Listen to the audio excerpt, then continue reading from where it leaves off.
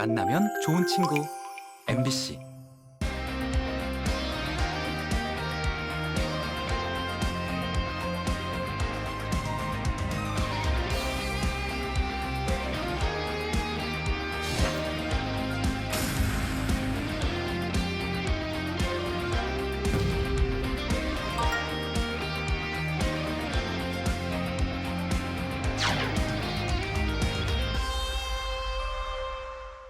얼마나 사느냐보다는 어떻게 사느냐가 더 중요하다라는 말이 있습니다. 요즘 같은 고령화 시대에 이 삶의 질의 중요성이라는 건 아무리 강조해도 지나치지가 않을 것 같습니다. 네, 맞습니다. 오늘 TV 메디컬 약손 시간에는요, 이 삶의 질을 높이는 제3의 의학, 재활치료에 대해서 자세히 이야기 나눠보도록 하겠습니다. 네, 오늘 도움 말씀 주실 주치의 모셨습니다. 경북 권역재활병원 남태우 재활의학과장님 나와 계십니다. 안녕하십니까? 안녕하십니까.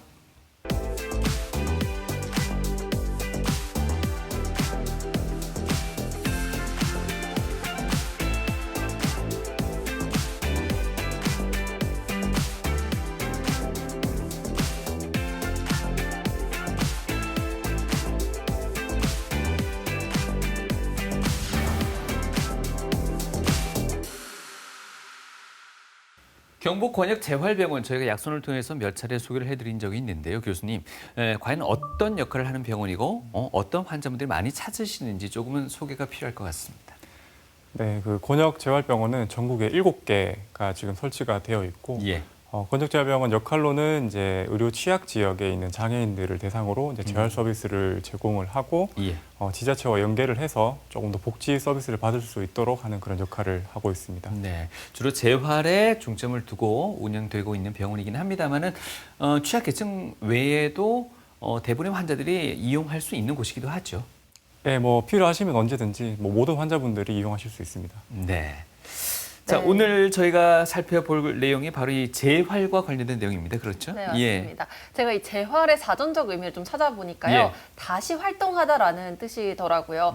막연하게 좀 의미를 알겠는데, 네. 요즘 평균 수명이 늘어나면서 이 재활치료에 대한 관심, 또 중요성이 커지고 있다고 하거든요. 이건 왜 그런 겁니까?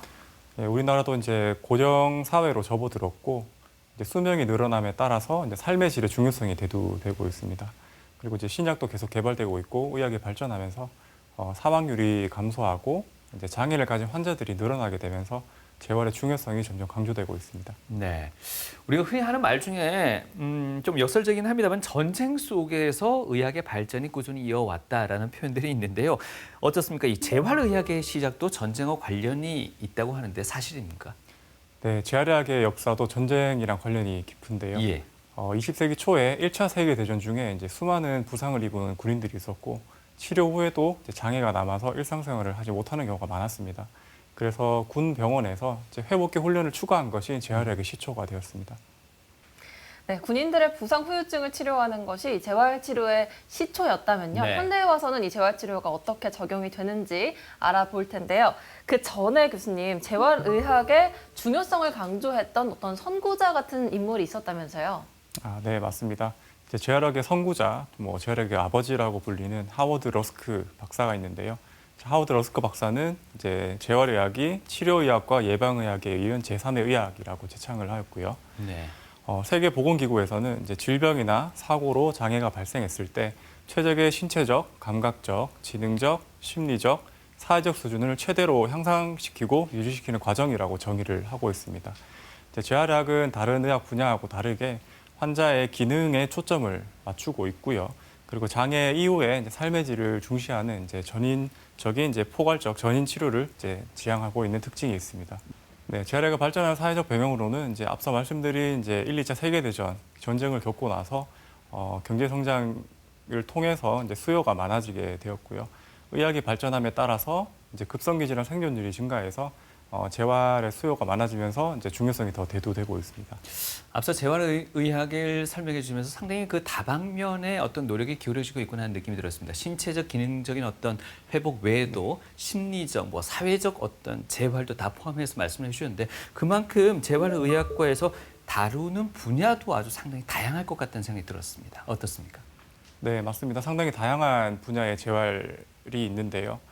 뇌졸중이나 이제 파킨슨병 같은 이제 뇌 손상 환자들을 위한 뇌신경 재활, 외상성 척수 손상이나 척수 병증 환자들을 대상으로 하는 이제 척수 손상 재활, 근골격계 통증이나 이제 수술 후 회복을 위한 이제 근골격계 재활이 있고, 발달 장애나 이제 뇌성마비, 이제 선천성 질환을 가진 소아들을 위한 소아 재활, 심근경색이나 이제 심부전, 그리고 이제 만성 호흡기 질환이나 식년 근육병 환자들을 대상으로 한 이제 심장 재활과 호흡 재활이 있고요. 근육과 말초신경의 병을 진단하기 위해서 이제 전기 진단 의학이 있습니다. 또 절단 환자들에 대해서 이제 의지와 보조기를 처방하고 이제 훈련을 하는 이제 절단 재활이 있고, 스포츠 손상 이후에 이제 경기 복귀를 도와주기 위한 이제 스포츠 재활 분야가 있습니다. 네. 이 중에서도 중추신경의 손상에 해당하는 이제 뇌신경이나 척수 손상 재활 환자들이 가장 많은 비중을 차지하고 있습니다. 네, 이렇게 저는 재활의학에서 다루는 분야가 많을 줄 몰랐는데 네. 방금 얘기하신 것처럼 이 중추신경계 손상에 대해서 많이 다루신다고 하셨잖아요. 그거는 발병률이 많아서 그런 겁니까?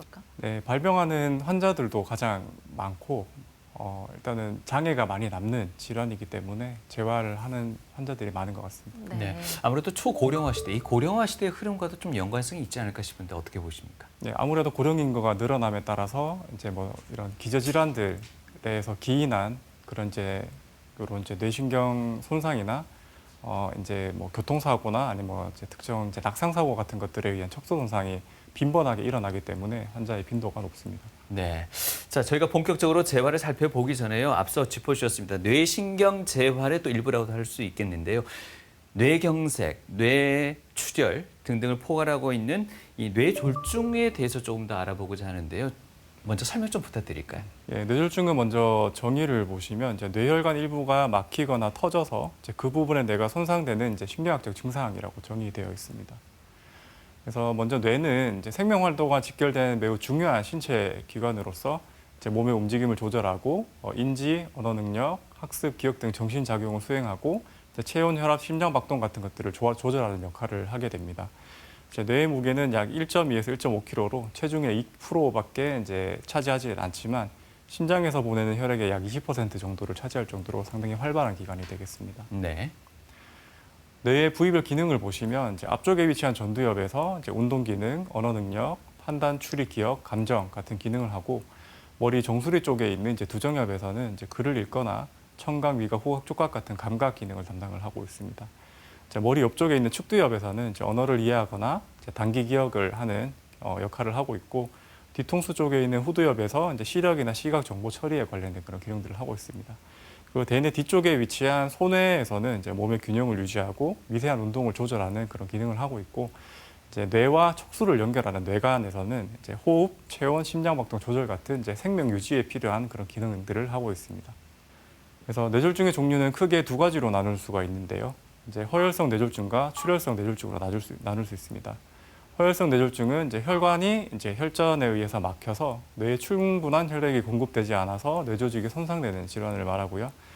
출혈성 뇌졸중은 혈관이 터지면서 출혈로 인해서 뇌조직이 손상되는 질환입니다.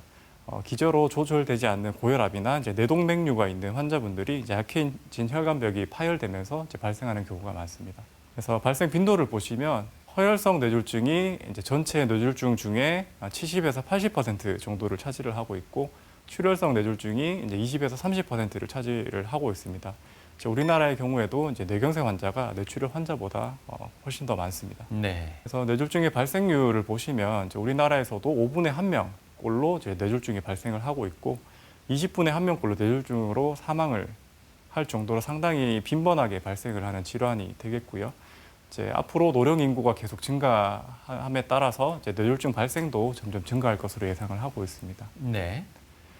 하지만 이제 응급의료 전달 체계나 이제 의학 기술이 발전하면서 사망률은 점점 감소를 하게 되는데요.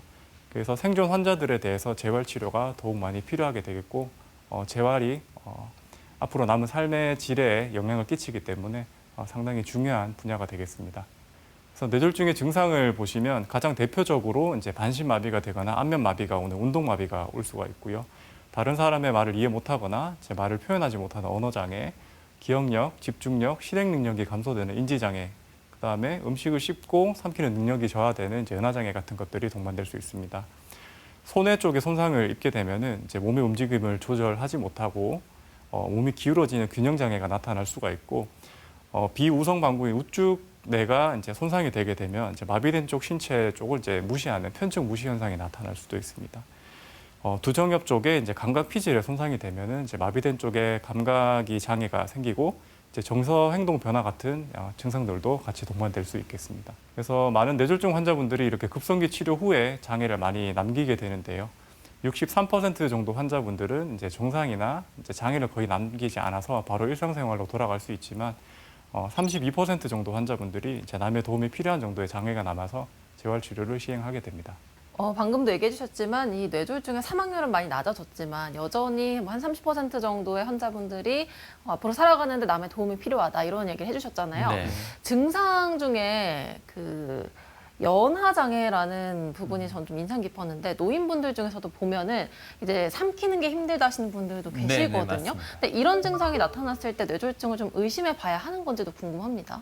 네, 먼저 삼킴 장애가 있으면 이제 뇌졸중의 증상일 수도 있기 때문에 가장 먼저 뇌졸중을 위한 검사를 해서 뇌졸중이 아닌지 확인을 해야 됩니다.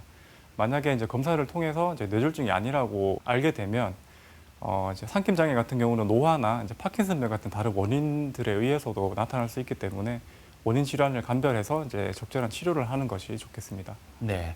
뇌신경이 다치거나 손상될 경우에는 재생이 안 된다라는 얘기를 들은 것 같습니다. 이 뇌도 재활을 통해서 재생이 되는 건지라는 부분도 궁금하고요. 솔직히 다소간의 충격으로 인해서 뇌세포가 손상될 수 있다는 얘기도 충분히 들어왔던 것 같습니다. 과연 어느 정도 충격이 뇌세포를 손상시키는지도 궁금합니다. 예, 뭐 안타깝게도 뇌 세포는 한번 네. 손상돼서 죽게 되면은 되살아나지는 않습니다. 하지만 뇌는 손상이 되게 되면은 이제 쓰지 않던 이제 신경망을 활성화시키거나 다른 정상적인 뇌 세포들이 이제 새로운 신경망들을 이제 만들어내면서 일부 기능을 회복하도록 하고 있습니다. 그래서 쉽게 말하면은 뇌가 이제 기능을 회복하는 힘이라고 하고 이제 뇌 가소성이라고 얘기를 할 수가 있겠는데요. 이런 뇌 가소성이 이제 재활 치료를 하는 근거가 되는 뇌의 특성이 되겠습니다. 그리고 충격에 의해서 이제 뇌 손상이 될 정도면 이제 교통사고나 추락사고 같이 상당히 큰 충격이 있어야 되고 평소에는 이제 두개골이 이제 단단하게 뇌를 보호하고 있기 때문에 웬만한 충격으로는 이제 뇌가 다치지는 않습니다. 네. 네, 앞서 설명해 주신 뇌경색 또 뇌출혈 외에도요. 저희가 네. 뇌종양에 대해서도 좀 우려를 많이 하시거든요. 요 병 같은 경우에도 재활 치료가 활발히 이루어지는 병인가요? 네, 맞습니다. 그 뇌종양은 뇌졸중보다 빈도는 낮긴 하지만 동일하게 재활 치료를 시행을 하고 있습니다. 뇌졸중과 마찬가지로 뇌종양이 있는 부위에 뇌세포가 죽게 되면 그 부위에 따른 이제 환자들이 증상이 나타나게 되고 거기에 따라서 적절하게 뭐 운동 치료나 작업 치료, 인지 치료, 언어 치료 같은 재활 치료를 시행을 할 수가 있습니다. 네. 뇌졸중 치료뿐만 아니라 뇌졸중 후유 장애에 대한 지속적인 재활 치료도 필요할 것 같아 보이는데요. 자, 이번에는 재활 치료 결과에 영향을 미치는 그 요인들에 대해서 한번 살펴보도록 하겠습니다. 교수님 설명 주실까요? 네. 그 뇌졸중 환자 재활 치료 이후에 예후 인자가 상당히 다양하게 있는데요.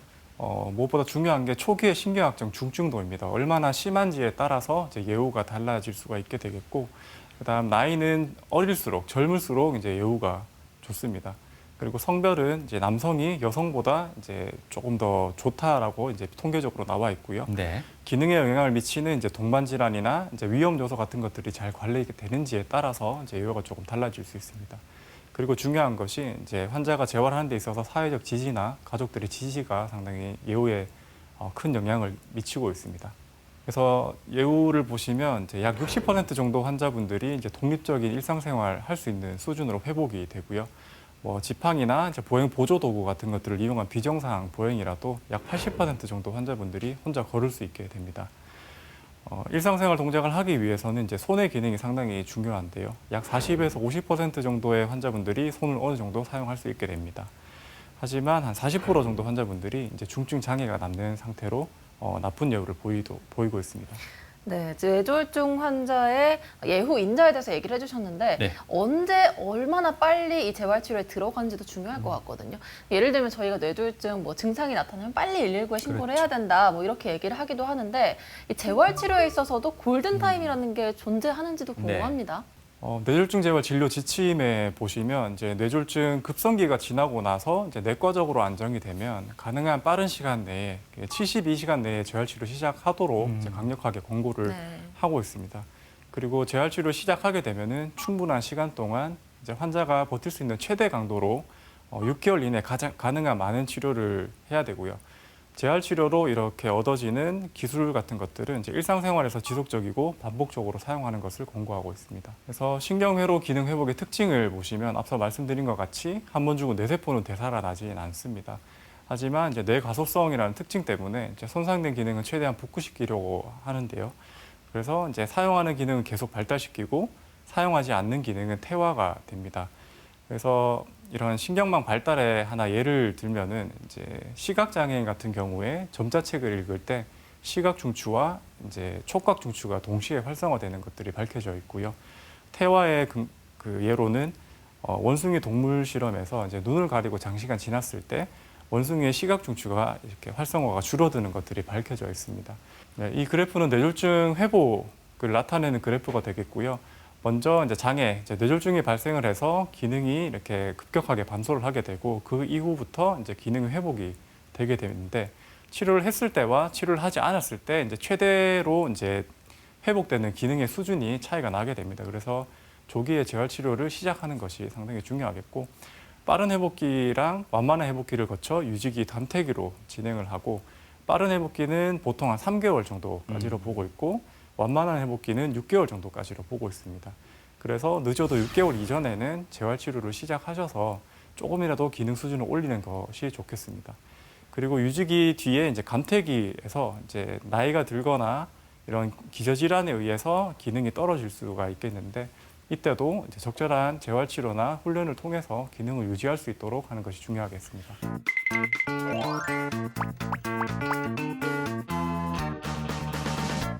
질병 질환 그 자체보다는 사람을 초점에 두고 치료 과정을 설계하는 의학, 그렇습니다. 재활의학이라고 하는데요. 교수님, 그 재활의학인 게 단기간에 그 효과를 발휘하는 건 아니겠죠? 네, 맞습니다. 철저하게 계획을 세우고 재활을 꾸준하게 받으셔야지 일상으로 이제 빠르게 복귀하실 수 있겠습니다. 그래서요, 거리에 나가서 시민분들이 재활의학을 어떻게 생각하는지 한번 이야기를 들어봤거든요. 화면을 만나보시죠. 혼자서는 일상 동작을 할 수 없는 사람들에게 도움이 되는 치료라고 알고 있어요. 암 진단 후에 병행해야 하는 치료로 알고 있어요. 교통사고나 불의의 사고로 장애를 가진 사람들이 받는 치료로 알고 있어요. 좀 더 인간 중심적이고 현실적인 치료 방식이라고 들었어요. 제가 아는 분은 허리가 너무 아프셔가지고 주사를 맞는 걸로 알고 있습니다. 몇 개월간 꾸준히 다녀야 효과가 있다고 들었어요. 재활치료 받고 나면 뻐근했던 근육이 시원해지니까 움직임이 좀 편해지는 것 같아요. 제가 아는 어르신이 허리가 안 좋아서 재활치료 받는 걸 본 적 있어요. 교수님, 재활의학과는 수술 없이 물리치료만 받는 곳인가요? 물리치료만 하는 곳은 아니고 물리치료가 포함된 의학의 한 분야이고요. 재활학과라고 하면 좀 생소하기도 하고 잘 그렇죠. 모르시는 분들이 되게 많습니다. 사실 좀 넓은 의미로 보면 재활학과는 사고나 질병으로 장애가 발생했을 때 일상생활 복귀를 위해서 할 수 있는 이제 전반적인 치료를 하는 그런 과가 되겠습니다. 일반적으로 많은 사람들이 생소하게 느끼는 재활의학 질문 시스템을 통해서 재활의학에 대한 오해와 진실 그리고 궁금증까지 한번 알아보도록 하겠습니다. 교수님, 보통 디스크 환자분들 혹은 요통 환자분들이 바로 재활의학과를 방문해도 되나요? 환자분들 디스크 증상에 따라서 조금 다를 수가 있는데요. 다리에 힘이 막 급격하게 빠진다거나 이제 통증이 주사나 약물 치료로 조절이 되지 않는다거나 대소변 조절이 되지 않으면 이제 정형외과나 신경외과에서 수술적 치료를 고려를 먼저 해봐야 되겠습니다. 수술 적응증이 만약에 없으면 이제 재활학과 방문하셔가지고 비수술적 치료와 이제 운동 치료를 해보시는 것도 좋은 방법이 되겠습니다. 환자나 보호자가 원해서 바로 재활의학과로 오는 경우도 있나요? 일단은 신체 검진을 통해서 이제 수술을 해야 될지 안 해야 될지 한번 확인은 해보고 이제 운동 치료를 먼저 시도해 볼 수 있을 것 같으면 이제 저희 과에서 운동 치료를 먼저 시도를 해볼 수 있겠습니다. 쌤, 이번에는 제 개인적인 궁금함을 여쭤보고 싶은데요. 제가 평소에 이렇게 긴장을 많이 하게 되면은 목을 이렇게 도둑도둑 한다든가 손마디를 이렇게 꺾으면 소리 나지 않겠습니까? 그럴 때 긴장이 좀 풀리는 것 같기도 하고 근육이 좀 이완되는 것 같기도 한데 실제로 이 관절 꺾기가 운동으로서의 그 효과가 있는 건가요? 네, 관절을 꺾을 때 이제 스트레칭 효과나 이제 네. 뚝 하는 소리가 나기 때문에 좀 시원하게 느껴질 수가 있는데요. 기분도 좀 괜찮을 네. 것 같아요. 네. 근데 이제 관절을 꺾을 때 나는 이런 두두둑 소리는 이제 그 관절에서 관절랑이라는 공간에 공기가 갑자기 발생하거나 아니면 공기 방울이 터질 때 나는 소리라고 이제 알려져 있습니다. 아, 뼈가 꺾이는 게 아니고요. 네. 네. 근데 이제 이런 관절을 꺾다 보면은 관절에 이제 충격이나 이런 마찰력 같은 것들이 작용해서 이제 관절에 염증이 생길 수도 있고 이제 연골을 다칠 수도 있기 때문에 좋은 습관은 아닙니다. 이게 하나의 습관이라서 네. 수시로 이렇게 자기도 모르게 이렇게 하는 경우가 있는데 좀 의식해서라도 절제하는 것이 좋겠군요. 네. 선생님, 저같이 운동을 별로 좋아하지 않는 사람이요. 너 왜 운동 안 하니? 그러면은 아, 나 숨쉬기 운동해 이러거든요. 그런데 이런 이야기가 있습니다. 호흡 재활? 이런 말도 있어요. 네, 호흡 재활이라는 이제 분야도 있습니다. 아, 있군요. 네. 그럼 숨쉬기 운동도 운동이네요. 그러니까 재활학과에서 하는 이제 호흡 재활 같은 경우는 평소 이제 호흡하는 거를 그냥 운동으로 하는 그런 게 아니고 이제 신경근육병이나 이제 만성 폐질환 그리고 이제 경수 척수 손상으로 이제 호흡 근육이 마비가 되거나 폐 기능이 떨어진 환자분들을 대상으로 하는 재활 치료가 되겠습니다. 아, 그런 운동도 있군요. 근데 네. 우리가 말하는 그냥 숨쉬기 운동해 이거하고는 전혀. 네, 차원이 그거하고는 좀 다르군요. 다른 부분인 것 같습니다. 아, 그리고 이제 숨쉬기 운동뿐만 아니라 사실은 체력 운동도 해야 되고 유산소 운동도 평소에 자주 해야 되겠다. 네. 그런 생각이 드네요. 재활치료에 대한 궁금증 질문 있습니다를 통해서 알아봤습니다. 앞서서 저희가 뇌혈관 질환의 재활 사례들을 이야기했다면 지금부터는 척수 손상에 대한 재활 치료에 대해서 알아보도록 하겠습니다. 뇌질환만큼이나 이 척수 손상도 재활의학과를 많이 찾는 질환 중에 하나죠. 네, 맞습니다. 이제 척수 손상도 뇌신경 재활과 마찬가지로 이제 중추신경계 재활에 속하고요. 척수 손상으로 이제 재활 치료를 하는 환자분들도 많습니다. 네. 그래서 먼저 이제 척추랑 척수를 많이 헷갈려들 하시는데요. 여기 보시는 것 같이 요 앞쪽에 있는 뼈, 척추뼈가 이제 척추가 되겠고, 척추뼈 뒤쪽으로 이제 존재하는 여기 척수강이라는 공간에 있는 이제 신경 다발을 척수라고 합니다. 그래서 척수는 이제 사지에서 들어오는 감각 자극을 뇌로 전달을 하고, 뇌에서 내려오는 이제 명령을 사지로 전달하는 그런 이제 연결 통로 같은 역할을 하고 있고요. 이 척수는 이제 단단한 척추뼈에 보호를 받고 있기 때문에 이제 웬만한 충격으로는 다치진 않지만 교통사고나 이제 추락사고 같이 강한 충격이 오게 되면은 이렇게 척수가 다치는 이제 척수 손상을 입을 수가 있겠습니다. 척수 손상 사례를 하나 가져와 봤는데요. 50세 남자 환자분이고 이제 추락 사고 이후에 이제 응급실로 들어오신 환자분입니다. 왼쪽에 CT 사진을 보시면 이제 경추 4번과 5번이 어긋나 있는 것을 보실 수가 있고, 오른쪽에 MRI 사진을 보면 경추 5번이 뒤로 밀리면서 뒤에 위치한 척수가 강하게 압박되어 있는 모습을 볼 수가 있습니다. 그래서 이런 이제 척수 압박에 의한 이제 신경학적 손상의 진행을 막기 위해서 이제 응급으로 이제 척추 고정술과 이제 수술을 진행을 하였고, 수술 회복 후에 이제 사지마비에 대해서 이제 재활 치료를 시행한 케이스가 되겠습니다. 네. 그래서 척수 손상은 이제 100만 명 중에 약 700여 명 정도 발생을 하고 있고, 남녀 비율은 4대 1로 남성에서 훨씬 많이 발생을 하고 있습니다. 젊고 활동이 많은 40세 이하의 청장년층이 50% 이상을 차지를 하고 있고요. 예, 척수 손상의 원인은 크게 이제 외상성 척수 손상과 비외상성 척수 손상으로 나눌 수가 있는데, 대부분 외상성 척수 손상으로 86.8% 정도를 차지를 하고 있습니다. 세부 원인으로 보면은 이제 교통사고, 추락사고, 낙상 같은 것들이 있는데, 최근에 교통사고는 많이 줄어들었지만은 암벽 등반이나 패러글라이딩 사고, 아니면은 저기 계곡에나 수영장에서 다이빙을 하면서 사고를 당하는 그런 사고가 더 많아지고 있는 추세입니다. 비외상성 척수 손상은 12.8% 정도를 차지를 하고 있고, 척수 종양, 척수의 혈관 질환, 척수염 같은 이제 척수 자체의 질환에 의해서 척수 손상이 나타날 수 있습니다. 네. 척수 손상의 증상은 대표적으로 이제 운동 마비가 있을 수가 있고요. 감각 마비나 감각 이상, 저혈신경 기능 장애가 나타날 수 있고, 대변 소변 조절이 안 되는 이제 배뇨 장애나 배변 장애가 나타날 수 있습니다. 성기능 장애와 신경성 통증도 동반돼서 나타날 수가 있겠습니다. 네. 과장님 설명을 좀 들어보니까 이 척수 손상 같은 경우에는 젊은 환자분들도 많은 것 같은데요. 네. 척수 손상으로 인해서 성 기능이 좀 저하가 된다거나 그런 경우에는 임신 출산에 문제가 있는 게 아니냐라고 우려하시는 분들도 많거든요. 네, 여성 환자분들 같은 경우에 이제 척수 손상 자체가 임신을 하는 능력에는 전혀 영향을 주지는 않습니다. 하지만 임신을 유지하거나 이제 출산할 때 주의가 필요한데요. 이제 흉수 10번 이상 손상을 받은 환자들 같은 경우에는 이제 자궁 수축 시에 진통을 잘 못 느끼거나 마비 때문에 이제 골반 근육들이 이완되어 있기 때문에 조산의 위험이 상당히 높습니다. 네. 그래서 이제 임신 28주 정도부터 거의 매주 이제 내진을 시행하는 것이 좋겠고, 일찍 입원을 해서 안전하게 출산 계획을 세우는 것이 좋겠습니다. 네. 남성 같은 경우는 이제 사정 장애나 이제 발기부전 같은 성기능 장애가 동반될 수 있겠는데요. 약물 치료로 도움을 받을 수가 있습니다. 네, 척수 손상은 자칫하면은 저희가 평생 걷지 못한다라는 우려가 있는데요. 네. 우리 몸에 사실 척수가 되게 길게 뻗어 있잖아요. 어디가 손상되느냐에 따라서 마비되는 범위도 좀 달라지는 겁니까? 네, 맞습니다. 척수 손상의 레벨에 따라서 이제 마비되는 범위가 달라지게 되겠는데요.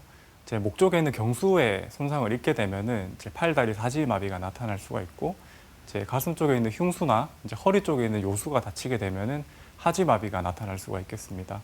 그리고 손상 레벨에 따라서 이제 다른 신경학적 증상들도 조금씩 다르게 나타날 수가 있겠습니다. 네. 척수 손상 정도에 따라서 마비의 범위도 달라질 뿐만 아니라 이후 예후도 달라지지 않을까 하는 생각도 듭니다. 일단은 먼저요, 척수 손상의 정도를 판단하는 그 진단의 기준은 어디에 있는지도 궁금하네요. 네, 척수 손상 환자가 재활의학과를 찾아오게 되면은 이런 시트를 이용해서 평가를 하게 됩니다. 이제 국제적으로 이제 표준 분류 방법이 되겠는데요. 네. 이제 환자의 각 신경절마다 이제 근력과 감각에 대해서 평가를 하고 이제 점수를 매기게 됩니다. 점수를 매긴 다음에 이제 손상 레벨과 이제 손상 정도에 따른 이제 등급을 매기게 됩니다. 그래서 등급은 A, B, C, D, E 이렇게 5가지로 나눌 수가 있겠는데요. 네. 이 중에 E 등급 같은 경우는 이제 경미한 척수 손상 이후에 기능이 완전히 회복돼서 정상인 상태이기 때문에 재활 치료가 필요한 환자분들은 A, B, C, D 이렇게 4가지 등급이 되겠습니다. 이제 D에서 A로 갈수록 이제 심한 마비를 동반하는 이제 중증도가 심하다고 보시면 되고, A 등급은 이제 완전히 마비가 되어서 운동신경과 감각신경이 모두 없는 상태. B 등급은 이제 만지는 감각은 있지만 손상 부위 아래로 전혀 움직이지 못하는 상태. C 등급은 만지는 감각이 있고 다리가 약간 움직인 상태. D 등급은 만지는 감각이 있고 팔, 다리 힘도 어느 정도 있어서 조금 서거나 걷는 것이 가능한 상태입니다. 그래서 이런 초기 평가한 이런 척수 손상 등급에 따라서 예후가 많이 달라지게 되어 있는데요. A 등급 같은 경우에는 1년 정도 경과했을 때 이제 보행을 기대해 볼 수 있는 C나 D 등급으로 이제 호전되는 경우가 7에서 8% 정도로 회복이 상당히 어렵게 되겠습니다.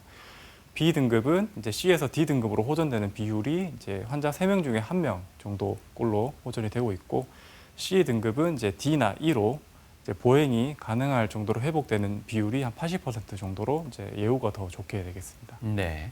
네, 척수 손상의 회복 중에 이제 그 보행을 하기 위해서는 근력 회복이 관건이 되겠는데요. 이런 근력 회복은 초기 2개월까지 상당히 빠르게 진행을 하고 이후 한 6개월 정도는 더디지만 회복이 이루어지고 있습니다. 그래서 뇌졸중과 마찬가지로 이제 빠르면 3개월 이내, 늦어도 6개월 이내에 재활 치료를 시작해서 최대한 많이 재활을 받는 것이 좋겠고, 아주 드물게는 약 2년 정도에 걸쳐서 이제 서서히 근력이 회복되는 경우도 있기 때문에 포기하지 않고 지속적으로 재활을 하는 것이 중요하겠습니다. 그리고 50세 이상 환자에서 나이가 많을수록 이제 보행에 대한 기대치가 점점 감소가 한다고 알려져 있습니다. 네. 쭉 척수 손상 회복 과정까지 이야기를 듣다 보니까요, 결국 재활이라는 건 시간과의 싸움일 수도 있겠다라는 생각이 듭니다. 하지만 그 시간 속에서 혹여나 재활 과정에서 좀 위험성 있는 합병증은 저희가 또 조심해야 되지 않을까 하는 생각도 드는데 어떨까요? 척수 손상에 상당히 다양한 합병증들이 나타날 수가 네. 있겠는데요. 먼저 이제 경수 쪽에 척수 손상을 입은 환자들은 이제 호흡 근육이 약하고 이제 객담 같은 것들을 배출하는 능력이 약하기 때문에 폐렴 같은 호흡기 합병증들이 자주 발생을 할 수가 있습니다.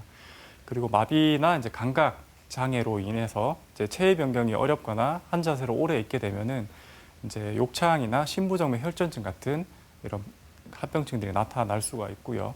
척수가 이제 자율신경을 조절하는 기능도 하고 있기 때문에 척수 손상 이후에 이제 자율신경 반사 이상이라는 이런 합병증이 나타날 수가 있습니다. 그리고 장시간 보행을 하지 못하게 되면 이제 골밀도가 감소하게 돼서 이제 골다공증이 발생할 수 있고, 약해진 뼈로 인해서 이제 골절이 더 빈번하게 발생할 수가 있습니다. 그리고 이제 고관절 같은 이런 큰 관절 주변에 이제 연부 조직의 석회화 같은 것들이 이제 쌓이면서 이소성 골화증이 나타나서 이제 환자의 관절 운동을 방해할 수도 있겠습니다. 그리고 척수 손상 환자분들은 이제 갑자기 이제 마비가 생겨서 이제 일상이 망가졌기 때문에 정신적으로 적응하는 데까지 상당히 많은 시간이 걸리고요. 10에서 45% 환자에서 이제 우울증이 보고되고 있다고 합니다. 그리고 척수 손상 환자는 정상인에 비해서 이제 2배에서 6배까지 상당히 높은 자살률을 보이고 있기 때문에 우울증 선별 검사와 지속적이고 적극적인 약물 치료 그리고 가족의 지지가 무엇보다 필요합니다. 네, 이런 정신적인 문제들도 무시할 수가 없을 것 같은데 물론 환자분들의 삶에도 영향을 많이 미치겠지만 치료 자체에도 좀 영향을 미치지 않을 수 없을 것 같거든요. 실제 의료 현장에서 환자분들이 느끼는 어떤 불안감, 스트레스는 어느 정도입니까? 네, 환자분들 대부분이 이제 갑작스러운 사고로 이제 일상이 완전히 망가졌기 때문에 이제 상실감과 절망감이 상당히 크게 느껴지는데요. 실제로 제가 이제 봤던 환자분들 중에서도 극단적인 선택을 시도했던 그런 사례도 있었습니다. 하지만 재활 치료를 통해서 이제 본인의 몸 상태에 대해서 좀 더 이해하고 인정을 하고 몸이 호전되는 것을 보면서 이제 이런 우울증들을 조금씩 극복해 나가고 있고요. 환자 본인도 중요하지만 주변에서 이제 적극적인 지지를 해주는 것도 상당히 중요한 것 같습니다.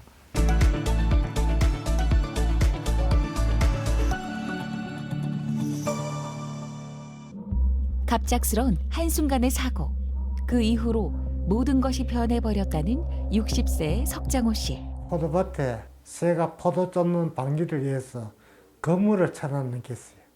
일하고 나오면서 건물에 발이 걸려가지고 앞으로 넘어지면서 손을 못 짚었어요. 일을 하려고 몸을 움직이려고 하니까 팔이고 몸통, 몸이고 다리가 꼼짝을 안 했어요. 중심을 잃고 바닥으로 넘어진 그 순간 팔과 다리는 그 어떤 감각도 느껴지지 않았고 몸은 점점 더 굳어져만 갔다. 처음에 오셨을 때는 이제 사지가 마비가 돼서 이제 팔다리를 이제 겨우 조금씩 들 수 있을 정도의 근력이 있었고 앉아서는 목을 가누는 것 이외에는 뭐 다른 동작들은 거의 이제 보호자의 도움을 받아야 되는 정도의 마비 상태로 이제 처음에 입원을 하셨었습니다. 환자분 진단명은 이제 경수 4번 레벨의 이제 불완전 척수 손상이라고 진단을 내릴 수가 있었습니다. 최대한 빠르게 근력을 올리기 위해서 이제 근력 운동하고 하지 근력이 좀 올라오게 되면은 이제 보행을 할 수 있도록 기립이나 체중 부하를 줄이는 상태에서 이제 할 수 있는 이제 수중 치료 같은 것들을 조금 계획을 했었습니다. 척추 내 경수가 손상되며 발생된 상하지 마비 증상. 환자의 상태와 회복 가능성을 정확히 파악한 후 체계적인 치료 계획을 수립한다. 지금까지 6개월 정도 치료를 받고 계시고요. 그리고 현재까지 신체의 기능과 그리고 근력, 균형 회복에 초점을 맞춰서 치료를 하고 있습니다. 효과적인 재활 치료를 하기 위해서 수중 물리치료와 상지와 하지 로봇 재활 치료를 시행하고 있습니다. 일상생활 기능 회복 훈련에 가장 큰 초점을 맞추고 있습니다. 일상생활에서 필요한 기능을 최대한 회복시키고 독립적으로 생활할 수 있도록 하는 것이 가장 큰 목표입니다. 보조도구를 이용한 운동치료부터 환자 스스로 일상생활을 수행할 수 있도록 돕는 작업치료, 보행훈련 등 약해진 근력을 강화하기 위한 환자 개개인별 맞춤형 재활치료가 시행된다. 이제 척수 손상 같은 경우는 중추신경계이기 때문에 최초 6개월 이내에 최대한 빠르게 이제 치료를 받는 게 기능 회복에 예후가 좋다라고 알려져 있고요. 지금 뭐 그간 재활을 하면서 이제 하지 근력이나 상지 근력 같은 것들이 조금씩 호전이 돼서 이제 상지를 이용해서 일상생활 동작 같은 것들도 조금 느셨고요. 하지도 힘이 조금 늘어가지고 이제 기립 훈련이나 조금씩 이제 보행 훈련 같은 것들도 조금 시도를 해볼 수 있는 상태입니다. 다시 일어설 수 있다는 믿음과 의지. 또 다른 내일을 향해 그는 오늘도 한 걸음씩 천천히 나아가는 중이다. 제가 나면은 새로 태어나는 기분으로 의사 선생님하고 제 주위에 친구, 가족, 모든 지인들 이렇게 사는 날까지 봉사하고 싶어요. 도움을 주고 싶어요. 환자들이 꿈꾸는 평범한 삶의 회복. 40대의 장윤영 씨는 지난해 1월 처음 재활병원을 찾았다. 처음 할 때 뇌경색으로 걷는 상태도 그렇고 몸이 말도 못하고 기저귀는 이제 안 찾고 모든 게 다 불편합니다. 다 거들어야 되거든요. 목욕할 때도 그렇고 화장실 가는 것도 그렇고 밥 먹을 때도 이렇게 떠먹이 줘야 되고. 뇌경색 진단 이후 근력 회복과 보행 개선을 위한 운동 치료와 작업 치료, 그리고 주사 치료가 함께 시행될 예정이다. 보툴리눔 독소 주사 치료법이라고 하는데요. 이제 보툴리눔 독소는 이제 근육에 작용해서 이제 근육을 수축하는 것을 이제 막는 그런 작용을 하게 됩니다. 강직이 있는 근육에 이제 이완을 시켜줄 수 있는 효과를 줄 수 있어서 보행에 장애가 있거나 이제 일상생활 동작에 방해가 되는 경우에 해볼 수 있는 치료 방법이 되겠습니다. 과도하게 수축된 근육을 이완하고 증상을 완화하기 위해 시행되는 주사 치료. 근육 경직이 일어난 부위에 소량의 약물을 주입한다. 보툴리눔 독소 치료를 하게 되면 그 독소가 근육의 수축을 억제하기 때문에 호흡 근육이나 이제 얼굴에 있는 안면 근육 같은 데 작용을 해서 호흡 곤란이나 이제 안검하수 같은 부작용들이 나타날 수 있기 때문에 정확한 근육의 이제 적정 용량을 잘 재서 주사를 하는 것이 상당히 중요하겠습니다. 주사 치료 이후에도 이제 강직이 일어난 근육의 스트레칭을 계속 지속을 해줘야지 이제 효과가 더 극대화되게 되겠고 운동 치료나 작업 치료들을 이어서 하시면 될 것 같습니다. 그래, 같이 여행도 가고 놀러도 가고 그게 제일 좋겠지요. 맛있는 빵을 만들어서 엄마 드리고 싶어요. 세상을 향해 내딛는 한 걸음. 건강한 두 다리로 힘차게 걸어갈 내일의 삶을 응원한다. 뇌 손상 환자 그리고 척수 손상 환자의 재활치료 사례 화면을 통해서 만나봤는데요. 재활 소홀히 하면은 절대로 완벽한 일상으로 돌아올 수가 없습니다. 과연 구체적으로 그럼 어떤 재활치료들이 진행되고 있는지 과정을 통해서 직접 한번 설명 들어보겠습니다. 재활치료는 이제 운동치료, 이제 인지치료나 연화치료 포함한 작업치료, 그리고 언어치료, 로봇재활, 운전재활, 수중치료 같은 특수치료, 그다음에 재활 사회사업이나 재활 간호 같은 이런 것들이 포함이 되어 있고요. 네. 그래서 재활 치료를 시작하기 전에 이제 팀 회의를 통해서 이제 환자 개개인 맞춤형으로 이제 의미가 있고 실현 가능한 목표를 설정을 하게 되고 치료 전략 수립 후에 재활 치료 시작을 하게 됩니다. 그리고 재활 치료 후에 이제 재평가를 통해서 지금까지 적절한 재활 치료가 시행이 되었는지 그리고 앞으로 어떤 치료를 해야 되는지 이렇게 치료를 이어나가고 있습니다. 네, 먼저 운동치료 보시면 이제 운동치료는 이제 하지 근력과 이제 균형, 보행에 대한 치료, 하지 쪽의 운동치료라고 보시면 되겠고 이런 매트에서 이렇게 체위 변경 훈련이나 하지 근력 운동을 하거나 앉았다 일어서기 훈련 같은 것들을 할 수가 있고 이런 기구들을 이용해서 하지 근력을 이제 향상시키는 훈련을 할 수가 있겠습니다. 네. 그리고 하지 근력이 약한 환자들 같은 경우에는 저렇게 경사대나 이제 기립대 같은 것들을 이용해서 이제 일어서는 경험을 제공을 해줄 수가 있고 하지 근력이 조금 향상이 되면 이런 평행봉이나 이런 전방보행 보조차 같은 것들을 사용을 해서 보행 훈련을 할 수가 있겠습니다. 네, 보행 훈련뿐만 아니라 일상생활에 사용하실 수 있도록 이제 휠체어에서 화장실을 이용한다거나 이제 침대에서 휠체어로 이동하는 것들 이런 훈련들도 이제 같이 하고 있고요. 다리 근력이 많이 떨어지는 환자분들 같은 경우는 저렇게 하네스를 이용해서 체중 부하를 줄여주거나 공기압을 이용한 이제 무중력 보행 치료 같은 것들을 이용해서 보행 훈련을 하고 있습니다.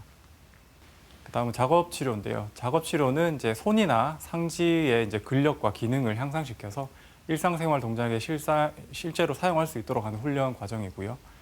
이런 이제 작업 치료 도구 같은 것들을 이용해서 이제 손의 기능 훈련을 하게 되고 훈련 이후에 실제로 이제 옷 입기나 세수하기, 손 씻기 같은 이런 기본적인 일상생활을 할 수 있도록 이제 훈련을 시행을 하고 있습니다. 네.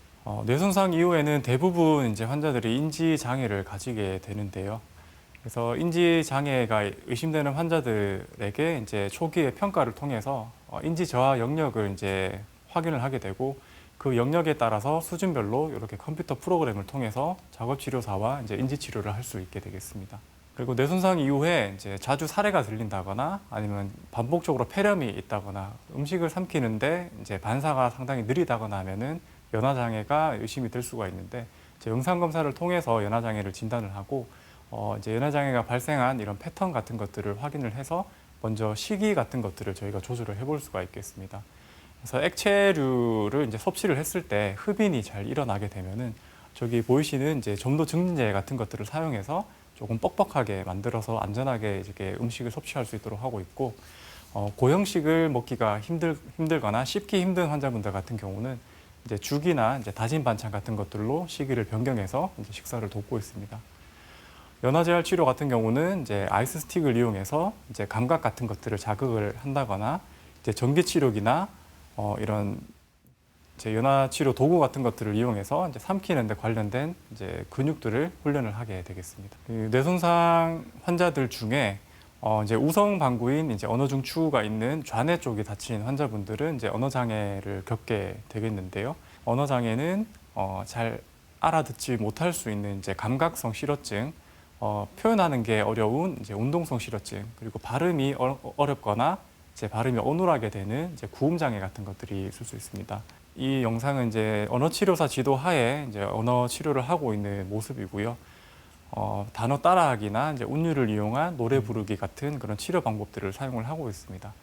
일반적으로 이제 운동 기능 같은 경우는 이제 앞서 말씀드린 것처럼 한 6개월 정도까지 회복이 된다고 알려져 있는데 언어 장애 같은 경우는 조금 더 오랜 시간 동안 회복이 되기 때문에 지속적으로 치료를 할 필요가 있습니다. 네. 그리고 환자분들의 이제 관절 구축이나 이제 근력을 도와주고 이제 보행을 향상시키기 위해서 이런 의지 보조기를 처방해서 이제 훈련을 하고 있고요. 일상생활에 쓸 수 있도록 이렇게 생활 보조 도구 같은 것들을 만들어서 이제 부족한 근력을 이제 보완을 하고 있습니다. 여기 보이는 손에 착용하고 있는 이런 도구들을 통해서 식사하기나 이제 글씨 쓰기, 타이핑 같은 작업들을 할 수가 있고, 여기는 이제 손 기능이 떨어지는 환자분들이 이제 단추를 잠글 수 있도록 하는 그런 도구가 되겠고요. 제일 오른쪽에 보이는 거는 이제 하지마비가 있는 환자들이 이제 양말을 신도록 하는 그런 도구들을 사용하는 모습이 되겠습니다. 네, 다양한 치료 방법들 설명해 주셨는데 보통의 환자분들은 아마 재활병원에 가서 치료를 받으실 거예요. 네. 근데 입원 치료나 뭐 통원 치료 같은 게 어려우신 환자분들 같은 경우에는 방문 재활 치료도 있다고 들었거든요. 이렇게 막상 들으면 굉장히 또 편리하고 좋을 것만 같은데 또 방금 설명해 주신 것처럼 치료에 들어가는 기구들이 되게 다양하단 네. 말이죠. 그래서 방문 서비스를 받으면, 방문 치료를 받으면 이런 치료들까지 다 저희가 받을 수 있는 건지도 좀 궁금합니다. 저희 병원에서도 이제 의료 취약 지역이나 이제 위기가정 장애인들을 대상해서 방문 재활을 시행을 하고 있는데요. 방문 재활을 하게 되면은 환자가 직접 생활하는 것을 직접 보고 관찰할 수 있기 때문에 주거 환경 개선이나 이제 위험 요소 관리 같은 것들을 할 수 있는 장점이 있게 되겠고요. 반면에 이런 도구들이 없기 때문에 재활 치료에는 상당히 제한이 있습니다.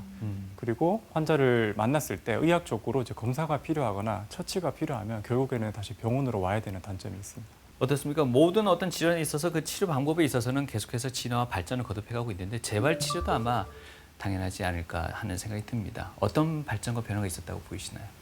네, 기술이 발전하면서 재활 치료도 상당히 다양해지고 있는데요. 최신 재활 치료 기법을 보시면 이제 하지 로봇 치료, 이제 상지 로봇 치료, 경두개 자기 자극술, 운전 재활 치료, 무중력 보행 치료, 수중 치료 같은 것들이 있습니다. 그래서 하지 로봇 치료 먼저 보시면 이제 하지 로봇 위에 이제 환자가 올라가서 이제 보행 연습을 하는 모습이 되겠고요. 네. 앞에 화면에서 환자가 이제 보행을 할 때 이제 발의 압력이 어느 정도 들어가는지, 속도가 어느 정도 되는지 이렇게 분석해서 바로바로 피드백을 하고 정상 보행 패턴을 이제 연습을 시켜줄 수 있기 때문에 이제 고식적인 운동 치료만 했을 때보다 이제 로봇 치료를 병행했을 때 보행 기능이 더 향상되었다는 이제 보고들도 많이 나와 있는 상태입니다. 네. 네, 다음은 상지 로봇 치료입니다. 상지 로봇 치료는 이제 환자 손이나 팔에 이제 로봇을 착용을 하고 이 로봇에 있는 센서가 환자의 미세한 근육 움직임을 감지해서 상지의 움직임을 촉진시키는 그런 치료가 되겠습니다. 이런 식으로 이제 게임 같은 프로그램을 통해서 환자의 움직임을 유도하고 그 센서가 그 근육의 움직임을 감지해서 손과 팔에 더 많이 쓸 수 있도록 하는 그런 치료가 되겠습니다. 네네. 네, 다음은 수중 치료입니다. 물 속에서는 부력이 작용하기 때문에 이제 낙상 위험 없이 이제 근력이 약하더라도 이제 보행 훈련을 할 수 있는 장점이 있습니다. 이제 물 속에서는 이제 관절의 부하가 최소화되기 때문에 관절에 무리 없이 치료를 할 수가 있겠고, 이제 물의 온도가 33도에서 35도 정도로 상당히 따뜻하기 때문에 근육을 이완시키고 이제 통증을 완화시켜주는 효과도 있습니다. 그리고 물의 저항력을 이용해서 이제 심폐 기능을 심폐 지구력을 향상시키는 그런 효과도 있습니다. 네. 네, 운전재활 치료입니다. 이런 시뮬레이션 같은 것들을 실제 운전처럼 이제 세팅을 해서 이제 운전 연습을 하게 되는 거고, 이제 하반신 마비나 편마비 있는 환자들에 적합하게 이런 이제 내부 장치들을 세팅을 하고 이제 운전 연습을 할 수 있게 되겠습니다. 자, 이거는 이제 하반신 마비가 있는 경우에 이제 상지만을 이용해서 운전을 하는 그런 영상이 되겠습니다. 네네. 그래서 먼저 이제 운전에 적합한지 평가를 하고 이제 부족한 부분에 대해서 연습을 할 수가 있고, 운전 재활 후에 이제 운전에 적합한 이제 평가를 해서 또 실제 운전이 가능한지에 대해서도 이제 환자랑 상담을 하고 있습니다. 예. 네, 경두계 자기 자극술입니다. 여기 보이시는 요 기계 장치에서 이제 자기 자극으로 인한 이제 유발 전이가 발생이 돼서 환자 이제 손상된 대뇌 피질에 이렇게 전기 자극이 들어가게 되고 그 자극에 의해서 뇌 활성도를 조절하는 그런 치료 방법이 되겠습니다. 그래서 뭐 이런 치료법은 이제 실어증이나 이제 마비가 있는 환자 그리고 우울증이나 만성 통증이 있는 환자들한테 적용을 해볼 수 있는 치료가 되겠습니다. 네, 많은 환자분들께서 아마 간절한 마음으로 정말 열심히 재활 치료에 임해 주실 것 같은데 네. 그래도 과장님은 시작이 있으면 끝이 있어야 하잖아요. 재활 치료는 언제까지 받아야 하는 걸까요? 네, 많은 환자분들이 이제 계속 재활 치료를 하면은 좋아지냐고 이렇게 많이 물어들 보시는데요. 심리학적 회복은 6개월 정도까지이기 때문에 한계가 있습니다. 그리고 한 번 회복된 기능도 이제 유지를 위해서 계속 훈련이 필요한데요. 그래서 유지 훈련 같은 경우는 이제 병원에서 계속 재활 치료를 받는 게 아니라 이제 실생활에 집으로 돌아가셔서 이런 기능들을 사용하면서 유지하는 것들이 중요하겠습니다.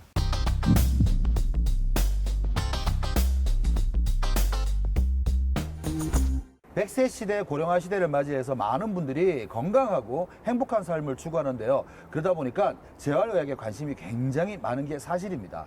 그래서 오늘은요, 재활의학에 관련된 시청자 사연을 모아봤습니다. 교수님, 교통사고 후 척추 손상을 진단받아 병원에서 입원 중인 50대 남성의 안타까운 사연입니다. 현재 하반신이 마비되었다고 하네요. 걷는 게 굉장히 불편하고 어떨 때는 제대로 걷지도 못한다고 하는데요. 감각도 전혀 느끼지 못한다고 합니다. 이분이 궁금한 거는 다시 예전처럼 걷고 싶은 희망을 가지고 있습니다. 분명히 건강해질 거라는 저는 생각을 하고 있는데 얼마만큼의 기간 동안 재활 훈련을 해야 되는 건지 또 한 가지는 치료는 어떤 치료를 받아야 되는지 선생님 도움이 필요합니다. 네. 지금 현재 걷기 힘들 정도로 하지 마비가 심하고 이제 감각이 완전 손실된 걸로 봐서는 이제 척추 손상 정도가 좀 심할 것으로 예측이 되는데요. 하지관절 구축을 예방을 하기 위해서 이제 수동 관절 운동을 하고 이제 기립대 같은 것들을 이용해서 이제 다리의 근육들에 자극을 계속 주는 그런 훈련들을 하는 것이 좋겠습니다. 그리고 지금 서거나 걷는 훈련하기까지 시간이 조금 많이 소요될 수 있기 때문에 휠체어 생활을 위한 작업 치료를 하는 것이 중요하겠습니다. 이 치료 기간은 어느 정도 걸릴 거라고 생각되십니까? 기간은 딱히 정해져 있는 건 아니고 이제 환자의 근력이 호전되는 정도에 따라서 짧게 목표를 잡고 치료를 계속 이어나가야 되겠습니다. 희망 있지 않습니까? 네. 내일 당장 또 이렇게 걸을 수도 있을 거라 이렇게 희망해 봅니다. 이번 사연은요. 치매에 걸리는 어머니 모시고 있는 따님의 사연입니다. 딸의 입장에서 봤을 때는 어머님이 최근 들어서 치매 증상이 점점 심해지는 걸 느낀다고 하네요. 심한 치매 증상은 재활 치료로도 회복이 쉽지 않다 이야기를 들어서 너무 좌절하고 있습니다. 선생님 희망을 주십시오. 안타깝게도 이제 치매 진행은 이제 재활 치료로 막을 수는 없습니다. 하지만 재활 치료를 통해서 기능 저하를 최소화하고 이제 일상생활을 이제 독립적으로 최대한 오랫동안 할 수 있도록 도와드릴 수는 있습니다. 선생님, 하반신 마비 아버지를 간병 중인 40대 주부의 사연입니다. 척수 수술 후에 재활 중인 아버지에게 욕창이 생겼다고 합니다. 그래서 의사 선생님들이 욕창이 3기다, 4기다 이렇게 판단하고 있다고 하는데요. 욕창 치료를 먼저 받은 후에 재활 치료를 다시 시작해도 괜찮은 건지 재활 치료 늦어지니까 너무 궁금해하고 있거든요. 네. 괜찮은가요? 욕창이 3기, 4기 정도 되면 피부층을 지나서 이제 연부 조직까지 드러난 정도로 심한 욕창이 되겠습니다. 그래서 재활하는데 상당히 지장이 있을 수가 있고요.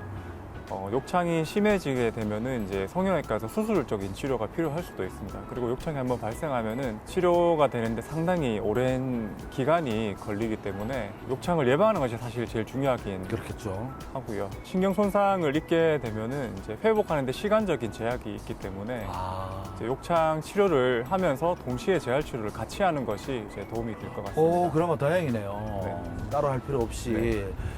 재활도 굉장히 중요하니까 동시에 진행해도 문제가 없다니까 아마 이분 좀 마음에 안심을 하지 않을까 그런 생각이 듭니다. TV 메디컬 약속 오늘 이 시간 재활 치료에 대해서 다양한 이야기 들어봤습니다. 끝으로 교수님 우리 시청자 여러분께 당부하고 싶은 말씀 있으면 해주시죠. 네, 이번 기회를 통해서 이제 재활학이라는 분야가 조금 더 이제 시청자분들한테 친숙하게 다가오는 기회가 됐으면 좋겠고요. 재활이라고 하는 거는 이제 환자나 가족들에게 모두 상당히 고되고 인내가 필요한 그런 치료가 되겠습니다.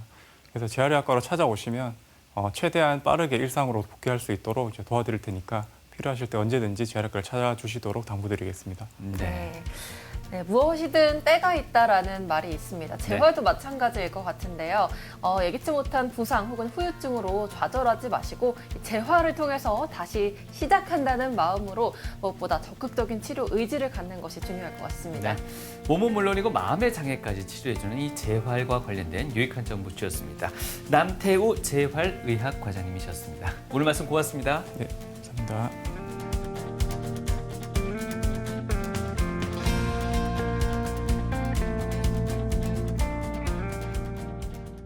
전공의 시절에 처음으로 받은 소아 환자가 있었는데 반신마비로 입원했었던 환자였고 이제 겁도 많고 이제 아주 조그만 여자 어린애였는데 사실 이제 마음의 문을 열기도 어려웠는데 재활 치료하기도 상당히 어려웠습니다. 근데 같이 이제 많이 이야기도 하고 뭐 치료에 대해서도 이제 서로 도움을 주고 받다 보니까 이제 마음의 문을 열고 치료를 잘 해서 나중에 이제 학교도 가고 하는 모습을 보니까 이제 마음이 상당히 뿌듯하고 이제 보람을 느낀 적이 있었습니다. 일단은 뭐 재활병원에서는 이제 이런 장애가 있는 분들을 주로 이제 치료를 많이 하고는 있지만 재활의 분야가 상당히 다양하기 때문에 이제 실생활에서도 필요한 분야가 되게 많습니다. 그래서 조금 더 친숙하게 다가와 주셔도 되고 뭐 재활이 필요한지 아닌지 아니면 재활학과 분야가 맞는지 아닌지에 대해서도 이제 물어보기 위해서 재활학과 방문하셔도 좋습니다. 조금 더 친숙하게 다가와 주셨으면 좋겠습니다.